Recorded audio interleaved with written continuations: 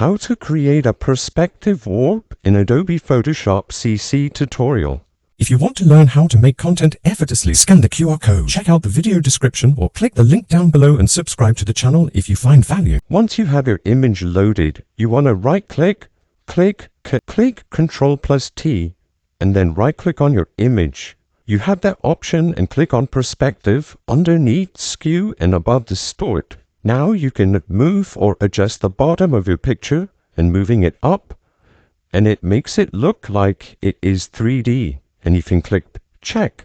If you do the same thing on your image, selected or highlighted, Ctrl+T, when you right click, you can also click Warp, which is underneath Rotate 90 degrees or counterclockwise. And now when you click the bottom left hand of your image and you move, you can also create an even more 3D image or an effect. And this is the before.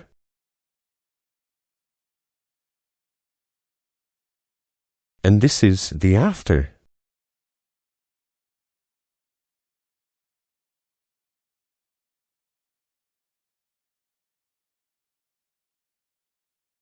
Again, if you want to save hundreds of hours of money per year editing content, then check out the video description, scan the QR code, or click the link down below. And thanks for watching this tutorial.